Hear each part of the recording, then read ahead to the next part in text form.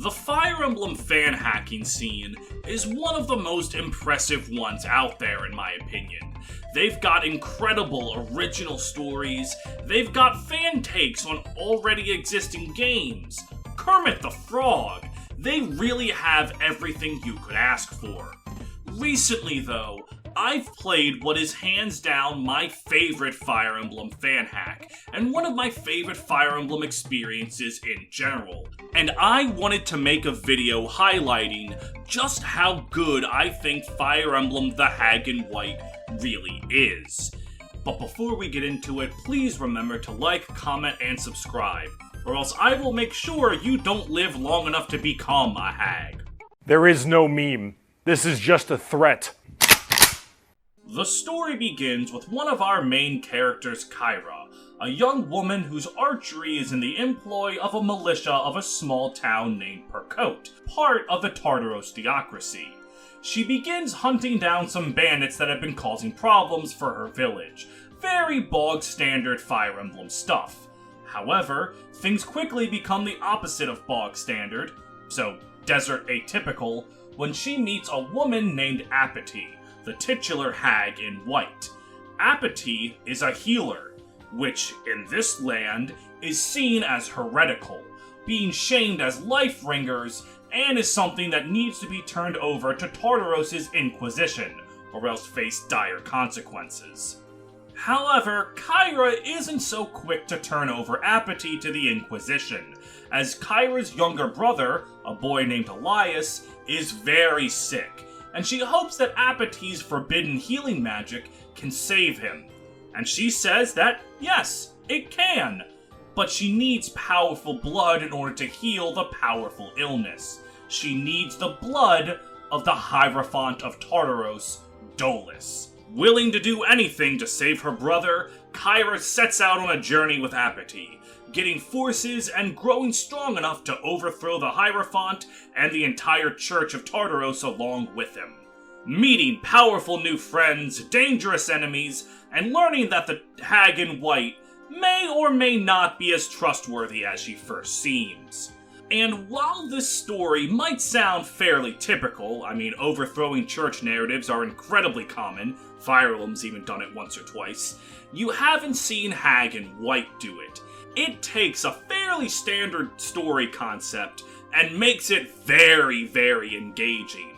Kyra is an amazing main character.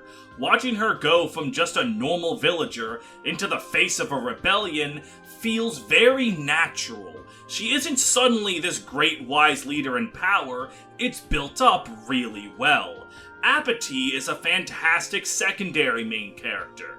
For the longest time, you're never sure whether or not she's actually on your side or just using you. She maintains that level of intrigue and is a great accompaniment to Kyra.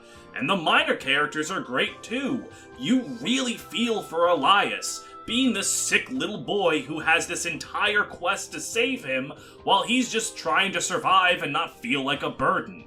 Everyone in this game is done really well, and the story has plenty of twists from start to end. Some of them you can see coming, and not in a, that's so typical kind of way, but in a, wow, the game set up this emotional beat, and then the emotional beat happened. But even with that, there were plenty of twists that genuinely caught me off guard, but once I thought about them, I went, oh yeah, that is how that would work. It's a genuinely amazing narrative.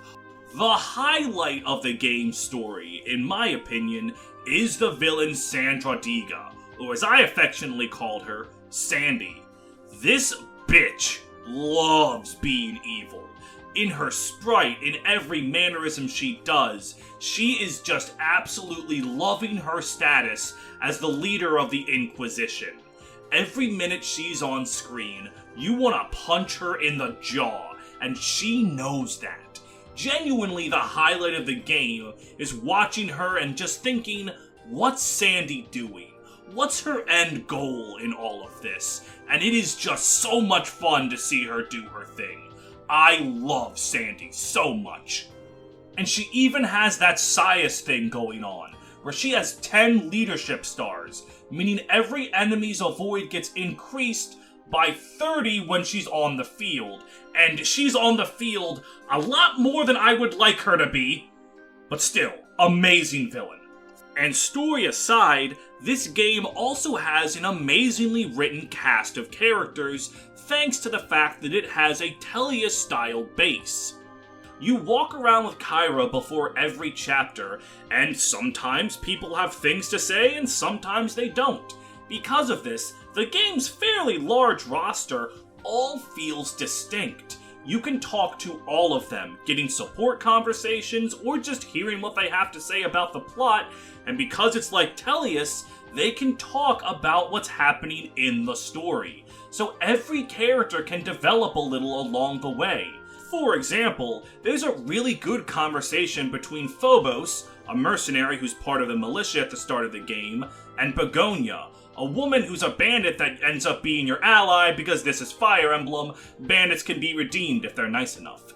They have a very fascinating back and forth about how Phobos' upbringing might actually make him very naive to the natures of the world, and how Begonia's no saint at all, but it might be a little hard for him to understand why she might have any good in her to begin with, because of her own upbringing, which was a lot harsher than his. It's a really interesting back and forth that showcases these two characters who have nothing to do with anything. It's just there to make them fleshed out, and I really like that. Of course, there's also dumb shit like Alonso. What's Alonso's deep backstory? He's Don Quixote. From Spanish. Yeah, that's it. He's literally just Don Quixote, and he's funny, because Fire Emblem Hag and White isn't afraid to be stupid. It has a ton of interactions that largely amount to just silly little jokes, and they're mixed in very well with the characters who actually have serious backstories and character arcs to go through. It manages to hit that balancing act very well. Going back to the base in Hag and White and listening to maybe 30 minutes of just pure dialogue that has nothing to do with the story reminds me a whole lot of how Kaga writes things like Tear Ring Saga and Vestaria Saga. I fucking love this kind of thing, and Hag and White does it really well. If there's any flaw with this system, and this is a nitpick more than anything, it's that the support conversations are set in stone. The people that support with each other are gonna support with each other, and you have no say in the matter.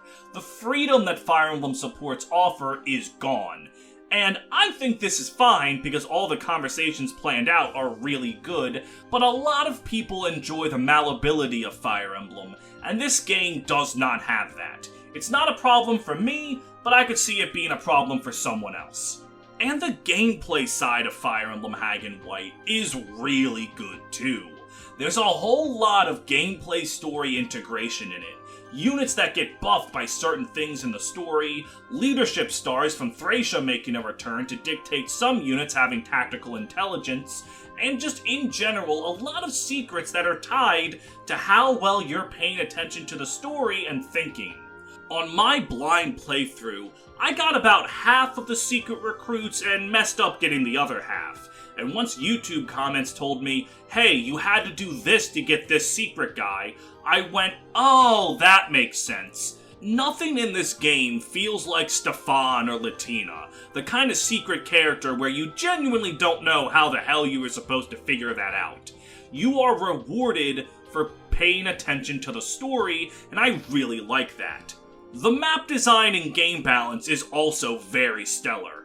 Enemies are strong, but never feel bullshit or ridiculous. The map design has very solid objectives that are in danger if you are too slow, but never so crazy that you feel the need to rush.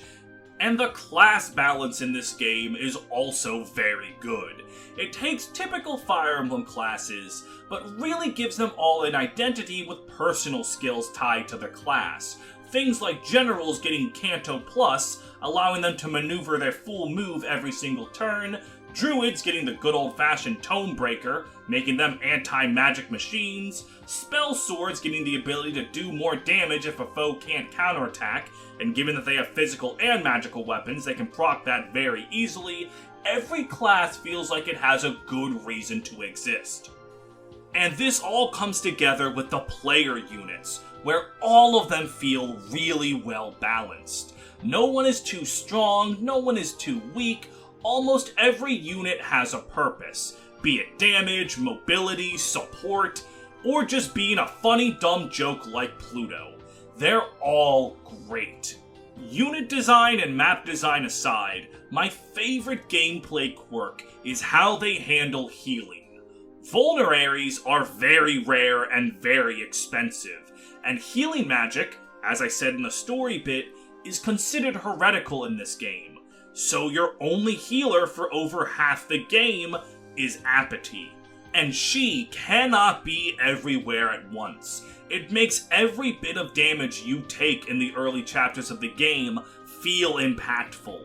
You genuinely have to decide who's more important to heal and who you can leave at death's door, and it makes those early maps much, much better. Hag and White is kind of like the Claire Expedition 33 of fan hacks. It doesn't do anything new, but it wows you because it's so goddamn good at doing all the things you've seen before. I adored every minute of this game, and I think it's genuinely one of the best Fire Emblem experiences you can find. I've put the link to the patch in the description below, and I strongly encourage you give the game a shot. And, on top of everything, it even has a long and extensive post-game. For those of you that like to fuck around after the game is finished, you've got about 10 maps to just go forth with your endgame team and have some fun little challenges. It's really fun. But if you're still not too sure if you want to dabble in it, I Let's Played the entire game, and the link to that playlist will be in the description below. Watch a few episodes. If it seems like something you'd like, stop watching my Let's Play, download it, and play it for yourself. It is genuinely something I cannot recommend enough. I'll admit, I am not as well versed in the FE fan hacking scene as I should be, because if Hag and White is any indication, there are some incredible gems out there that are worth digging for and discovering.